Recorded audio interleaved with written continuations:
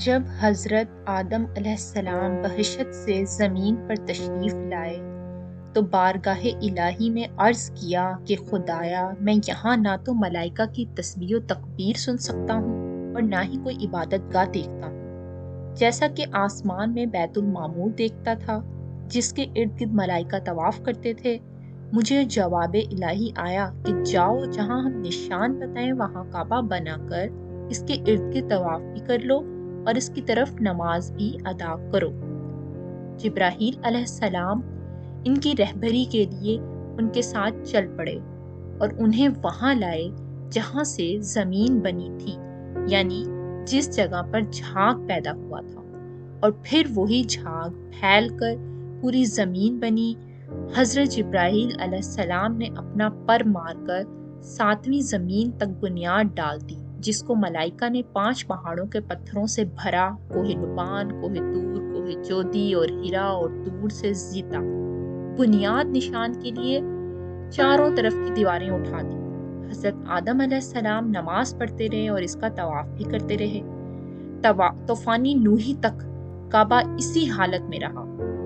اس وقت وہ عمارت تو آسمان پر اٹھا لی گئی اور یہ کعبہ کی جگہ اونچے ٹھیلے کی طرح رہ گئی، مگر لوگ پھر بھی برکت کے لیے یہاں آتے تھے اور دعائیں مانگتے تھے۔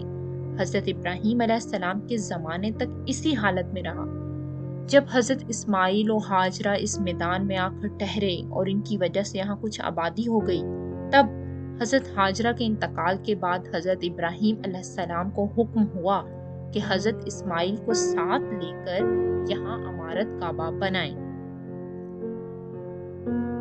اس کی نشانی اس طرح فرمائی گئی کہ ایک بادل کا ٹکڑا بھیجا گیا تاکہ اس کے سایہ سے کعبہ کی حد مقرر کر لی جائے۔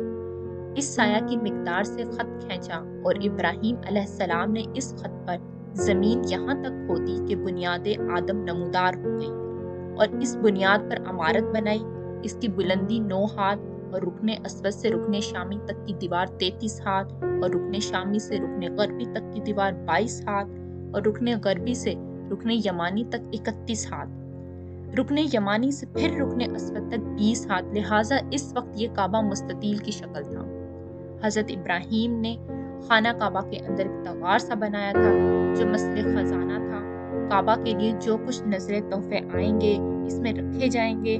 اس کے 2 دروازے تھے، ایک داخل ہونے کا دروازہ تھا اور دوسرا نکلنے کا، اور کعبہ بنانے والے خلیل تھے کہ ان کو گار اور پتھر اٹھا کر دینے والے حضرت اسماعیل علیہ السلام تھے، اور اس عمارت میں 3 پہاڑوں کے پتھر لگائے گئے۔